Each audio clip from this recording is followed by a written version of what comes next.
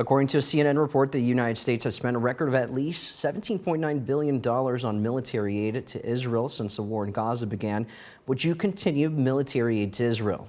Well, first off, Israel has a right to defend itself. And frankly, it's a good thing that the architect of the barbaric October 7th terror attack has been taken out.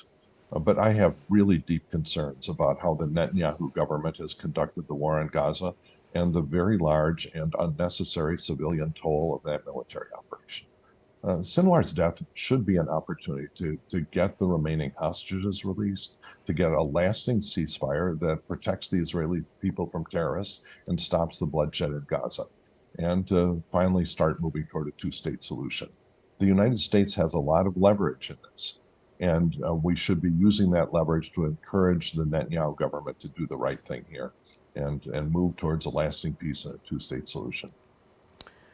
Congressman, staying with foreign policy, as of April, Congress has appropriated more than $174 billion to assist Ukraine. Same question, would you continue aid to Ukraine? Absolutely. I think that we have a moral duty to support Ukraine in its fight for its freedom. I'm a scientist and a physicist, in fact, and I have a certain amount of interest and frankly, guilt in the fact that physicists introduced atomic weapons to the world. And the Ukraine, at the end of the Cold War, was the third largest nuclear weapons state in the world. And it gave up those nuclear weapons in return for a guarantee from the West and from Russia that its territorial integrity would be respected. And Russia obviously has violated that territorial integrity. And we have promised, and we owe it to Ukraine, to make sure that Russia's invasion cannot stand.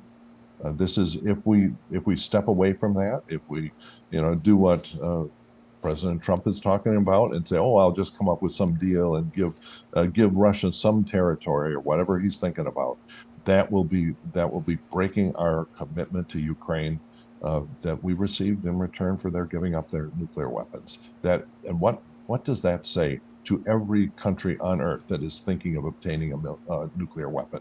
That will ignite a nuclear arms race throughout the world like we've never seen before. That is not making America safer.